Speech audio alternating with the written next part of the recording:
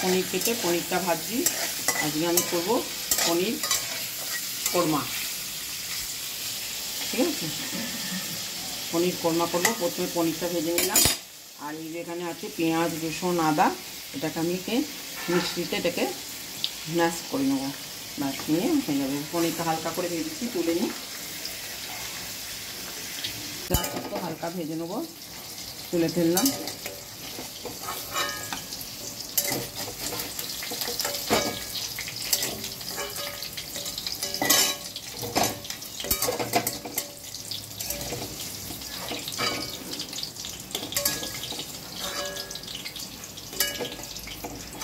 হ্যাঁ, ঠিক আছে।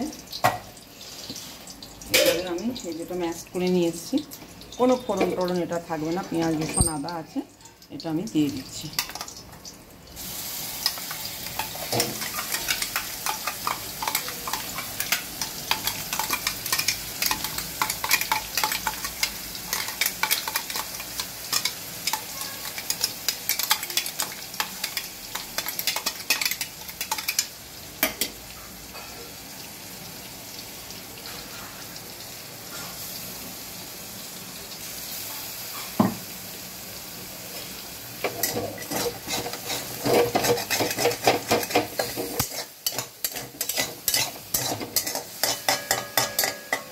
এটাকে একটু লাল লাল করে ভেজে নেব। মশলাটা দিই।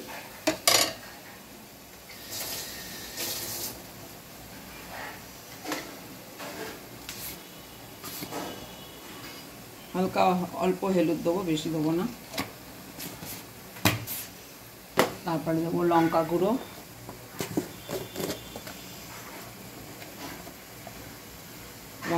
দিলাম। এরপরে দেবো ধনে জিরে তেজপাতা সব কিছু বাটা আছে, এতে দিয়ে দিলাম। ব্যাস, এখন এটাকে দিয়ে নাড়বো। নাড়া হয়ে গেলে তাতে রাখি দেবো। এটাকে হালকা করে ভাজবো। একটু তেল দেবো, আপনি সাদা তেলও দিতে পারেন, লাল তেলও দিতে পারেন, একটুখানি। ব্যাস, দিয়ে এটাকে এখন একটুখানি লাল লাল করে ভাজা করবো। করে বাকি জিনিস যা দেবো আপনাকে দেখাবো।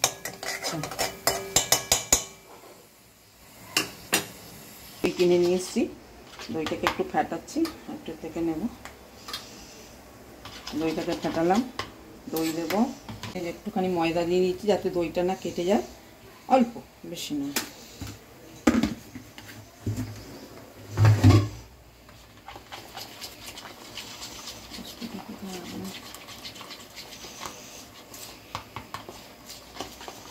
এবারে এতে একটুখানি আমি পোস্ত গুঁড়ো দেবো।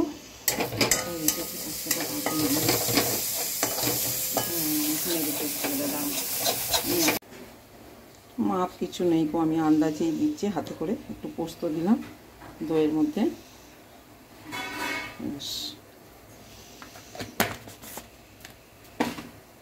এটা দিয়ে আমি এটাকে ঘেঁটে নিলাম। জলটা দিয়ে দিলাম, মিক্সিতে যে জলটা ছিল এটা মিশিয়ে দিলাম।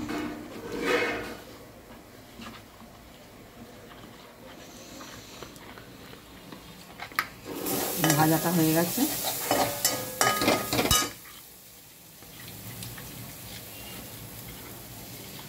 এটা দিয়ে দিলাম এর মধ্যে।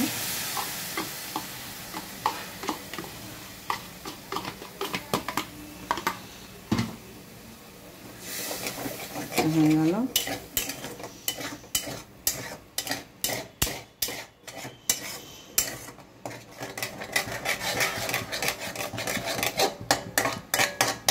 এবার এতে একটু চিনি দেবো।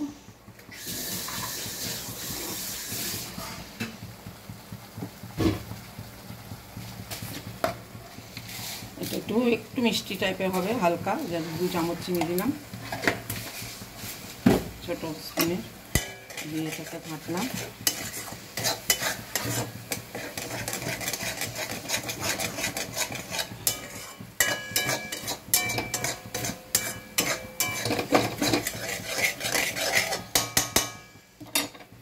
আর একটুখানি এটাকে বাটিটা ধুয়ে আর একটুখানি জল দিয়ে দিলাম। বাস, এটা হতে থাকবে। এবার ঘি দিয়ে পনির দিয়ে এটা নামিয়ে ফেলবো। এটা এখন ফুটুক।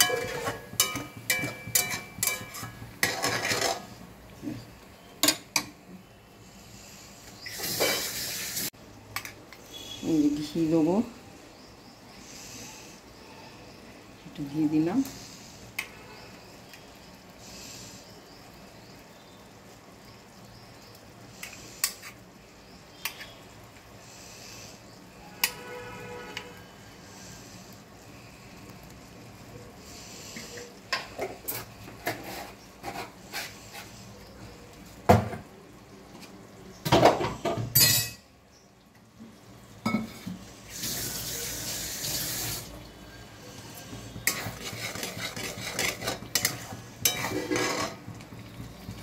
নুন দেওয়া বাকি আছে, নুনটা দিতে ভুলে গেছিলাম, নুনটা দিলাম। রুটির তরকারি বেশি নুন দেবো না।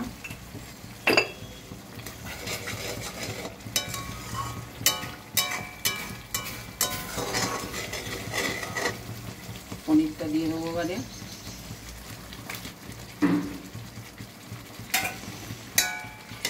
পনিরটা দিয়ে দিলাম।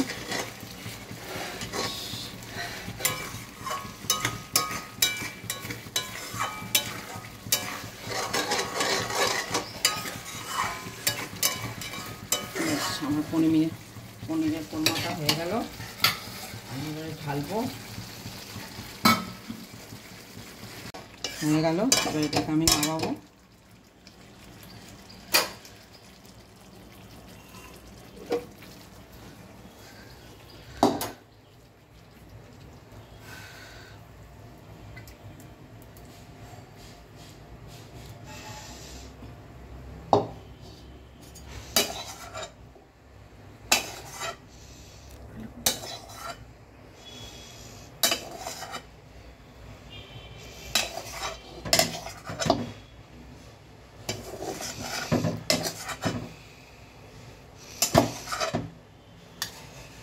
ছবি তৈরি হচ্ছে পনিরের কোরমা।